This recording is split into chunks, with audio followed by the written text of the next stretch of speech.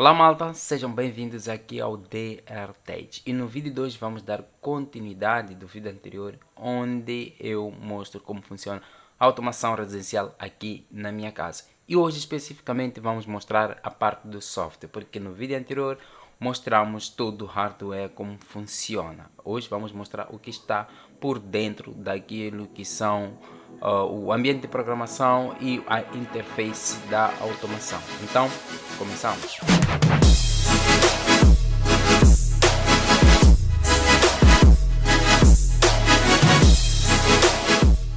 Então, antes de nós avançarmos com o conteúdo de hoje, queria muito que deixasse o like aqui no vídeo, ajuda muito a divulgar. Inscreva-se ao canal se ainda não estiver inscrito e ative as notificações para receber os próximos vídeos. Sem mais delongas, nós vamos mover para o nosso código-fonte da automação do nosso painel lá no quadro elétrico que nós vimos. Então é a primeira coisa, é a coisa principal que nós utilizamos, ou melhor, que eu utilizo aqui para criar a minha automação. Vocês sabem muito bem que eu sou louco por microcontrolador e maior parte da minha automação tem sido por microcontroladores.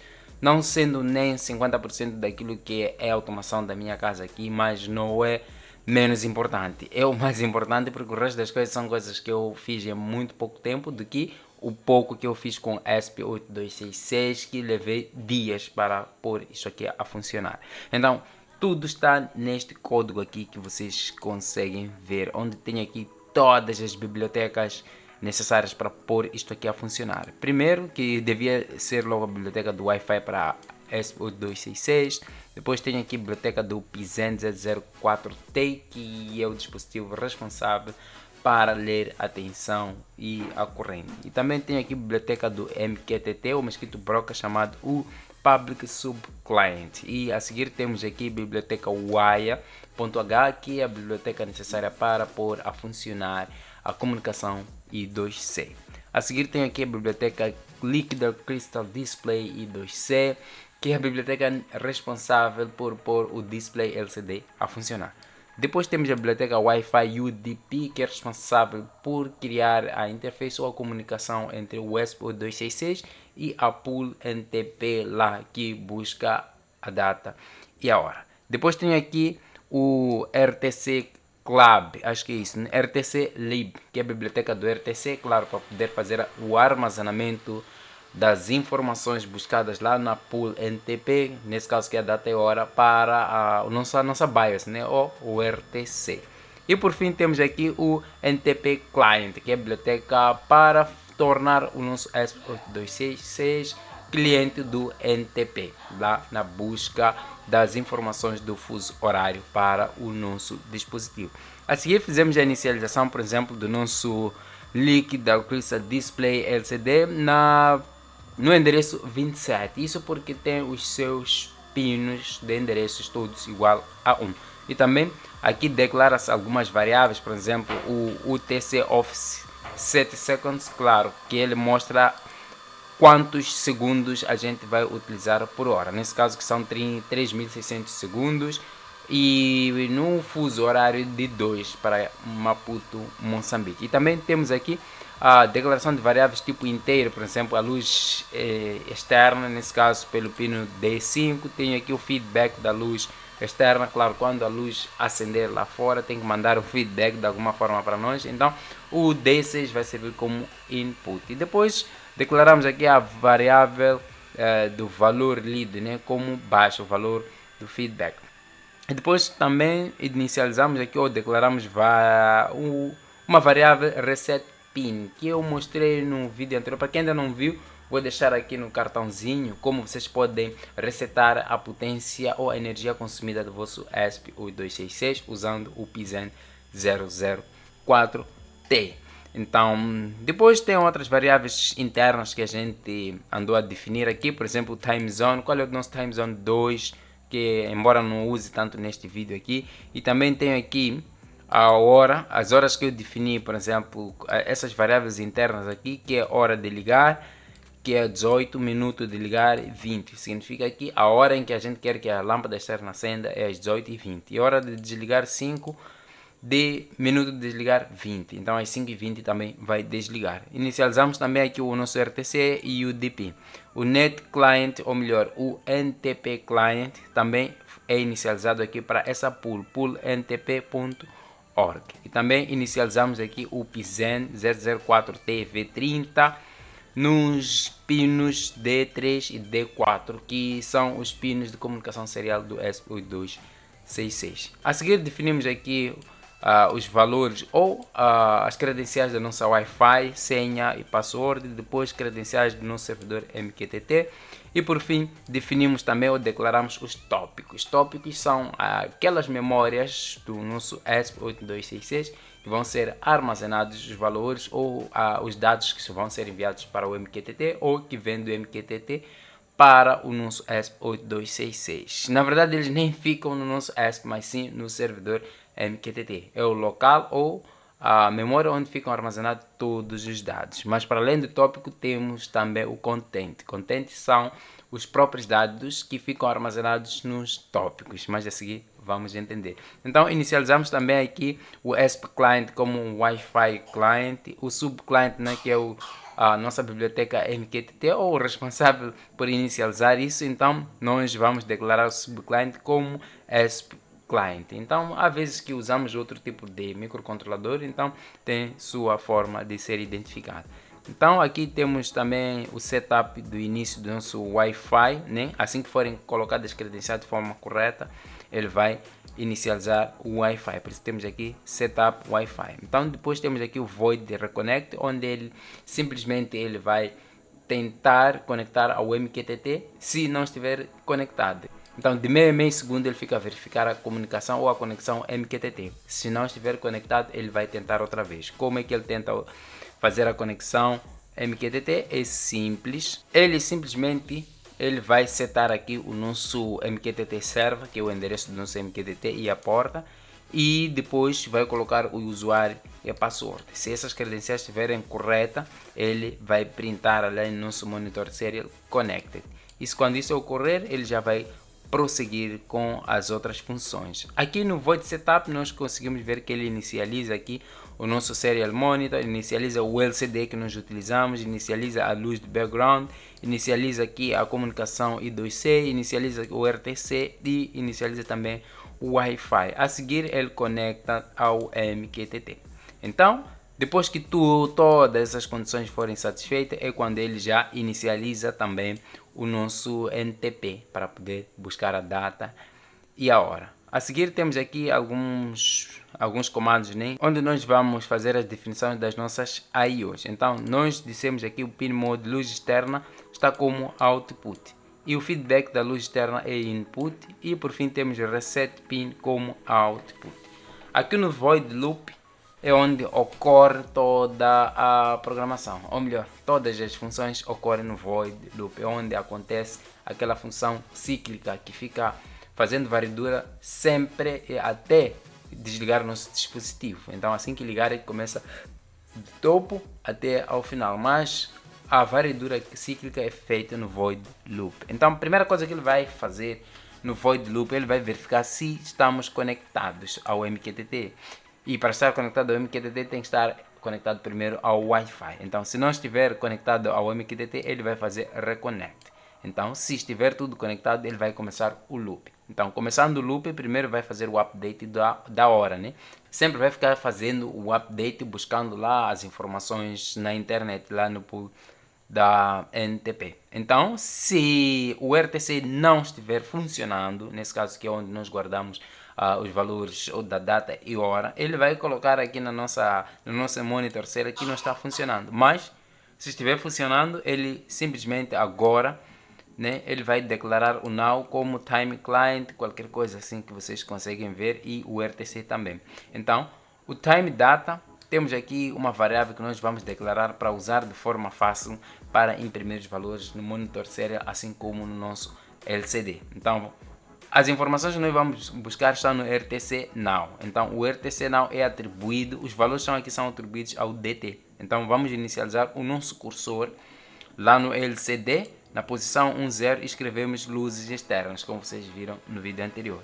Então, luz externa é uma mensagem fixa que vai ficar aí, a única coisa que vai trocar é o que vem a seguir, se está on ou off. Então, na posição 1.1 nós vamos colocar a data, por isso temos aqui RTC, nesse caso temos este RTC now.day, né? Na verdade, por isso que apareceu aqui dt.day. Aqui vamos colocar data, a seguir vamos colocar o bara, depois mês, bara e por fim ano. E aqui é aquilo que eu já tinha vos mostrado no vídeo anterior, porque, vamos lá, a data tem por aí 8 dígitos, né? Contando com os zeros, mas ele não tem nenhum zero antes de um algarismo. Por exemplo, se o mês hoje é dia 1, não tem 01, apenas aparece 1. O mês também, se é o mês 8, não tem 08, apenas 8. Então, se a data de hoje for 12 de 12 de 2024, vai exatamente ocupar todos aqueles algarismos, mas quando chega no dia 1 de 2025, ele vai devolver as posições, né? Ele vai devolver porque vai tirar os dois zeros. O zero que estava no 12, ou melhor, o 1 que estava no 12 vai passar para 0 e o 2 vai passar para 1. Então, ele fica apenas com um algarismo onde tinha dois algarismos. Ele consegue substituir o algarismo anterior pelo novo. Agora, se tira um algarismo numa posição e não entra nenhum algarismo, fica um espaço em vão, aquele valor anterior mantém-se lá. Então vamos ter 2,25, vamos ter 2024 e 25 ao mesmo tempo. Então, para apagarmos aqueles valores, nós temos que saber quantos algarismos para frente ou quantos espaços para frente o nosso número ocupou. Então, eu presumo que ocupa 1, por exemplo, por isso temos um 0, depois ocupa 2, ocupa 3. O 2 era o máximo que eu podia, mas por questões de segurança eu coloquei 3. Então, cada espaço, cada número de espaço que ele vai ocupar, quando for a desocupar e não for substituído por nenhum outro valor, ele vai colocar um espaço, vai deixar um espaço vazio. Por isso que eu tenho esse data ia. Se for menor que 10, nesse caso, menor que 2 espaços, ele vai printar um espaço vazio. Então, simplesmente é só copiar esse valor e alterar apenas a variável. Então, na posição 12.1 colocamos data, nesse caso colocamos a hora, o minuto e os segundos. A mesma lógica funciona para controlar o espaço no nosso LCD. E a seguir nós vamos verificar a hora atual para nós podermos controlar a iluminação externa. Então, se a hora atual for maior ou igual à hora de ligar, nesse caso que são 18 horas e 20, até escrevi 30 aqui, mas são 18 horas e 20. Então, se a hora atual for maior que 18, maior ou igual a 18, e depois for maior que o minuto de ligar, que é 20, ou a hora atual for menor que a hora de desligar, que são 6 horas, eu até escrevi 5, são 5, já? E vamos lá ver se são 6 ou são 5. São 5, 5 e 20. Então, se a hora atual for maior ou igual a 18 horas e 30 ou menor que 6 horas e 20, simplesmente vai ligar a luz externa. Luz externa vai high. E caso contrário, vai desligar. Então, se for diferente da condição que nós colocamos aqui em cima, vai estar tudo desligado. Agora está na hora de nós controlarmos o feedback. Então, porque poderia simplesmente eu adicionar aqui que quando a hora atual for maior ou igual a 18 horas e 30 e menor ou igual a 5 e 20, liga a lâmpada e escreve no LCD de que a lâmpada está ligada. Pode-se dar o caso do contactor não entrar, estar queimado, avariado, qualquer outra coisa. Então, simplesmente eu não consigo ver o estado da lâmpada, mas pelo menos o estado do contactor eu consigo ver, porque tem um contacto auxiliar para devolver o sinal.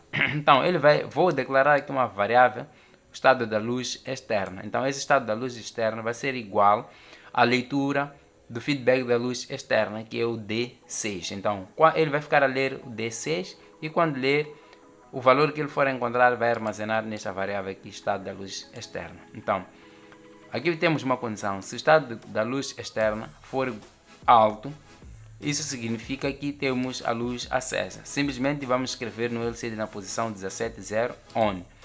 E também vamos publicar uma mensagem no nosso Home Assistant escrita iluminação exterior ligada. Então, nós já sabemos, se a iluminação exterior estiver ligada, nós já colocamos aí uma função para mostrar através do símbolo de que está ligado ou desligado. Então, caso contrário, vai estar tudo desligado. Por fim, os códigos de visualização dos valores de tensão, corrente, potência, energia, fator de potência e frequência. Vou falar só em tensão, o resto vocês vão poder ver, porque eu já postei um vídeo aqui no canal para vocês poderem ver como pode-se programar o PISEN Z04T para vocês fazerem a leitura dos valores energéticos. Então vou inicializar aqui a tensão ou a voltage como inteiro, né? Para evitar ter 220.5 volts, 223.3 volts, então vai enchendo a nossa tela, o nosso LCD por informações desnecessárias. Então ele sempre vai fazer o arredondamento por defeito ou por excesso de acordo com os valores que ele for a ler aí nas casas decimais. Então vou ignorar aqui o Serial Monitor porque é só para visualizar enquanto eu estiver aqui a compilar. Então, o que acontece? Eu declarei a variável inteiro para o PISEN.voltage. Olha que este objeto aqui é padrão desta biblioteca, não inventei, está lá na biblioteca do PISEN.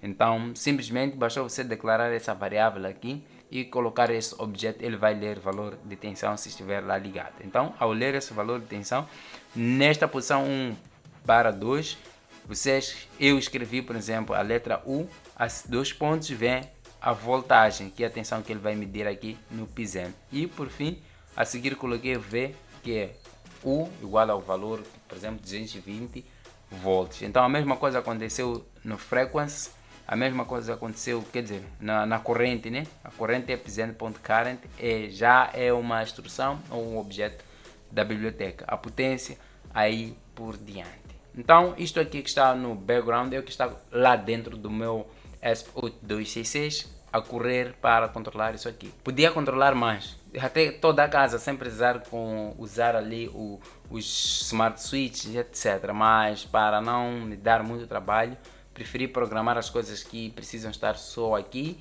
e o que está lá nos interruptores ser uma outra coisa, porque também não tinha muitas condições para passar os fios até cada interruptor, porque a minha preferência é usar o microcontrolador. Então, vou minimizar aqui e entrar no nosso Home Assistant, que é a plataforma de monitoramento que nós temos aqui. A princípio eu tenho aqui o meu dashboard que mostra a previsão do tempo, tenho aqui mostra a televisão, né, o que está sendo assistido agora. Eu posso trocar aqui os canais, né, posso trocar para canal, qualquer canal que eu quiser, né. Posso aumentar o volume, por exemplo, vou trocar aqui para Hollywood, já mostrou aqui Hollywood e o programa que está a dar, né, o LAC 2014. Então posso desligar por aqui, ligar, posso aumentar o volume. Eu acho que vocês já devem estar a ouvir o barulho aí da televisão e também posso diminuir. Pronto, não é disso que eu quero falar. Aqui coloquei em miniatura valores de tensão, corrente, potência e energia consumida. E aqui tenho informação do meu roteador. Não se preocupe com esse endereço porque é endereço dinâmico. Sempre que eu for iniciar o meu router, isso aqui vai mudar. Então mostra o status do meu roteador de internet aqui. Então aqui na parte de energia conseguimos também ver todos os valores: tensão, corrente, potência, a energia consumida, frequência e cosseno de fio. Coloquei alguns gráficos aqui só para poder facilitar o monitoramento do consumo de energia, porque eu preciso só estar nessa zona verde. Basta sair para a zona laranja, principalmente quando trata de potência corrente, estou a consumir mais. Quando trata de tensão, quando estiver em amarelo para o vermelho, já cuidado de queimar os meus dispositivos. Então ainda vou aumentar a lógica para quando chegar no vermelho ele desarmar aqui o meu disjuntor. Então tenho aqui iluminação. Se vocês forem ver, a iluminação exterior está ligada. Eu nem tenho como desligar, nem que eu clique aqui para desligar ele volta a ligar sozinho, porque o contactor lá está fechado e está sempre recebendo feedback de que está fechado. E eu não criei a lógica para ligar e desligar a luz externa a partir do Home Assistant. Deixei que funcione pelo fuso horário. Então quando der a hora ele tem que ligar, quando a passar a hora tem que desligar. Eu poderia adicionar mais condições, por exemplo, uma fotocela, a condição de ligar e desligar. Ainda vou melhorar o código para poder pelo Home Assistant desligar. Durante o dia ele consegue voltar aqui, ficar desligado, porque está fora da hora para ligar forçadamente. Então tenho o resto das coisas aqui. São esses compartimentos simplesmente até então que funciona: varanda, sala, cozinha, corredor WC, WC geral, outro quarto. Olha que esse dispositivo aqui está offline há 8 horas e outro quarto aqui. Em seguida tem aqui multimídia, tem aqui o meu televisor, né, TCL. Na verdade eu estava a ver o Plex, ou nomeei como Plex. Isso aqui eu posso até trocar o nome aqui para TV TCL, né? Então atualizar, Ok, então ficou bem assim, porque aqui eu só não consigo fazer muita coisa, só posso colocar pausa, não sei o que, porque é multimídia do meu televisor. Então aqui, esse aqui é o servidor Plex, está desligado agora, e este aqui é o meu media player, ou melhor, esse é o meu descodificador Enigma 2. E por fim não, mas a seguir tem aqui os sensores. Tem dois sensores de movimento só, o sensor do corredor e o sensor do sensores da casa de banho geral. Olha, eu vou me levantar agora para o corredor, vamos ver que a lâmpada vai acender e o sensor aqui também vai estar a detectar o movimento. Então, estou aqui no corredor. Olha que já detectou o movimento e acendeu a lâmpada do corredor. Vou entrar na casa de banho. Detectou o movimento também. Olha que quando eu me movimentei para aqueles sítios aí, as lâmpadas acenderam e aqui conseguimos ver o movimento detectado. Depois de alguns minutos, isto aqui desaparece, as lâmpadas apagam. E por fim tem aqui o roteador, que é a repetição daqui assim. Simplesmente aquilo que são as informações do meu ESP chegaram até o Home Assistant através do MQTT. A primeira coisa que eu fiz foi configurar aqui o meu MQTT. Onde é que está? O MQTT, está aqui o broca, então eu configurei o meu broca. Este é o endereço que eu uso para o meu broca. Eu não tenho receio a mostrar isso aqui, porque se não estiver na minha rede não vai poder acessar. E depois entrei aqui no File Editor e entrei em Configuration YAML e coloquei aqui todos os códigos que eu preciso. Por exemplo, na parte de iluminação, coloquei aqui o nome, que é iluminação exterior. Então tem outras lâmpadas aqui que não estão ainda ativos. O que eu quero vos mostrar aqui é a parte de medição de tensão, corrente, potência e tal. Então, olha aqui onde vem sensor. Este que é o meu protocolo, acho que é esse, né? Protocolo sensor. Então, o nome, tensão. Então, como é que chegam os valores de tensão? Se vocês forem ver aqui os valores de tensão, vamos lá ver. Tensão aqui, o valor de tensão aqui é publicado através deste client publish voltage topic. Eu vou vos mostrar onde está o voltage, o que é voltage topic. Quando eu aponto aqui o mouse, ele vos mostra que é home PZen 004T voltage. Então, e depois aqui tenho o voltage. O que é o voltage? Esse voltage aqui é o valor que é lido na biblioteca do PZen 004 nesta variável aqui PZen, ou neste objeto aqui, que é PZen voltage. E depois temos aqui o true, que não nos diz praticamente nada, porque eu posso até apagar. A tensão que é lida aqui, ou que é armazenada nessa variável, é enviada para o voltage tópico. Onde é que está o voltage tópico?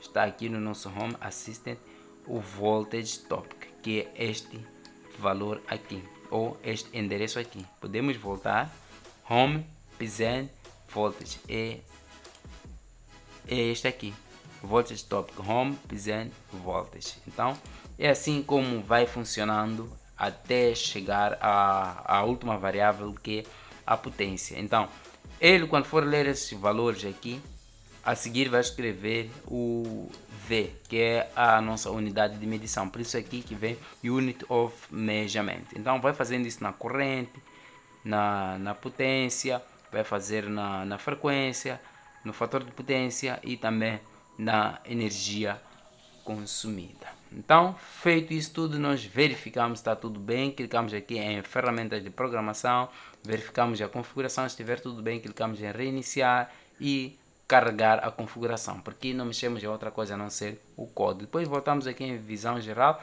nós trocamos aqui em abas para ver cada coisa que nós configuramos. Lembrar que todas essas abas aqui são configuráveis, você escolhe onde quer deixar cada entidade aqui no dashboard. Bom, espero que esse vídeo tenha sido claro para vocês e tenham entendido como funciona a automação aqui nas duas partes, tanto a parte do hardware assim como software. Então, se ficou claro para vocês, deixa o like, me ajuda muito a divulgar o vídeo, inscreva-se ao canal se ainda não for inscrito e ativa as notificações para receber os próximos vídeos. Se não tiver ficado claro, deixa aqui nos comentários, e mesmo se estiver claro, deixa nos comentários aquilo que você achou. Mas se não estiver claro, deixa aqui nos comentários a sua dúvida, que eu vou responder na medida do possível. Meu nome é Dercio Ricardo, até a próxima, tchau.